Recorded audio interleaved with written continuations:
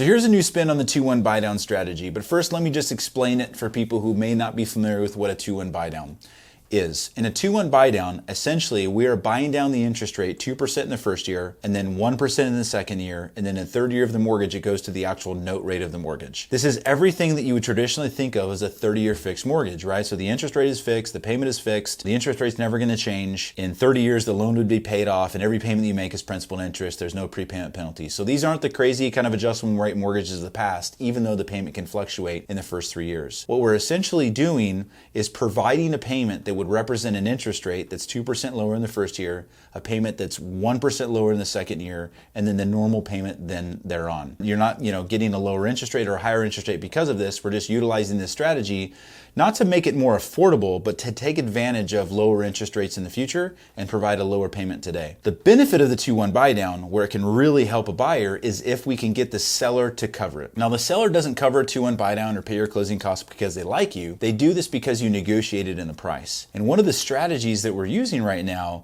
is we're actually figuring out what the baseline number is that the seller is going to accept. So for example, in this scenario, or the numbers we have here, we knew that the seller was going to accept a $625,000 purchase price based on the negotiation that we had done, right? We had gone kind of back and forth on a few different offers, and we got to a place where they were going to accept $625,000. Then what I did is I suggested to the buyers, knowing that the seller is going to accept a $625,000 purchase, do one of two things. They take the price up to $635,000 and they ask for a $10,000 credit, and then we just use that $10,000 credit to offset their closing costs. Now in this case, the seller's not coming out with out of pocket of any more money than they would have with the $625 price, right? Because at $625, the seller's not covering any additional stuff. We move the price up to $635, and then we ask for $10,000 directly back to offset the buyer's cash out of pocket. The mortgage payment is a little bit higher on a monthly basis, only because the property taxes are slightly more.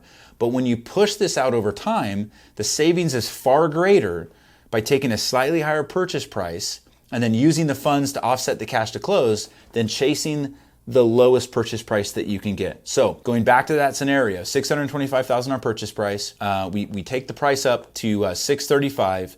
The payment itself goes up about $75 a month, but the total savings in the first 5 years is $7,700. So you actually save $7,700 under this scenario by saying, instead of going at $625, let's go at $635. And let's get $10,000 back. And then where we can really make this cool is, what if we go a little higher? So instead of going at $635 and just asking for $10,000, we go to $637. And at $637, there's enough money in there to create a $12,000 credit from the seller to fund the 2-1 buy down. And in that case, the savings is $10,750 in the first 5 years, over and above just taking the lowest price at $625.